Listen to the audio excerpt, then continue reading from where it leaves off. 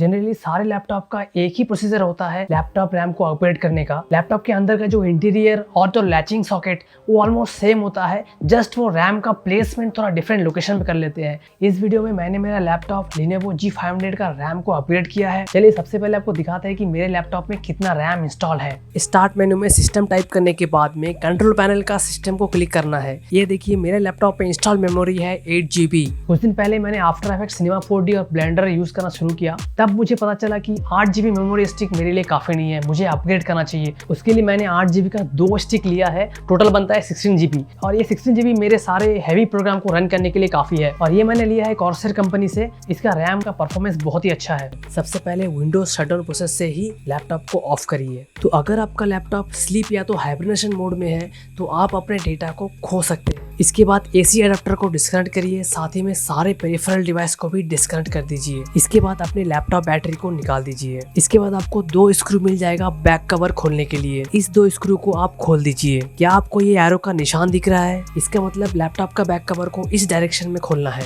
ये है लैपटॉप का इंटीरियर पार्ट और ये है हार्ड डिस्क और ये है रैम। ये 2 लीवर रैम को कस के रखते हैं अपनी जगह पे। इस लीवर को साइड में पुश करना है तो रैम अपने आप ऊपर आ जाएगा। इस तरह से आप इजीली रैम को बाहर निकाल सकते हैं। और एक इंस्टॉल रैम है, इसे भी हम बाहर निकाल देते हैं। ये है मेरा 2 4 GB रैम जिसे हमें चेंज करना है। और ये है मेरा 8 GB रैम।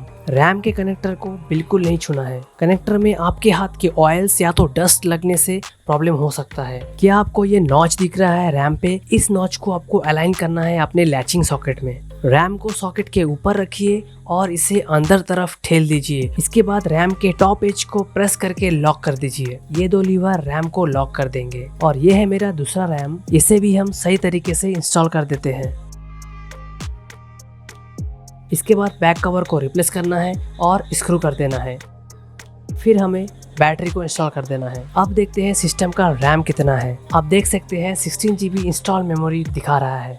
थैंक यू ये वीडियो को पूरा देखने के लिए। अगर आपको वीडियो पसंद आया तो वीडियो को प्लीज़ लाइक करिए। और कुछ डाउट है रैम के रिलेटेड प्लीज़ कमेंट करिए, मैं उसका रिप्लाई ज़रूर करूँगा। आज के लिए इतना ही, फिर मिलते हैं अगले वीडियो में। तब तक के लिए बाय बाय, टेक केयर, जय हिंद, जय भारत।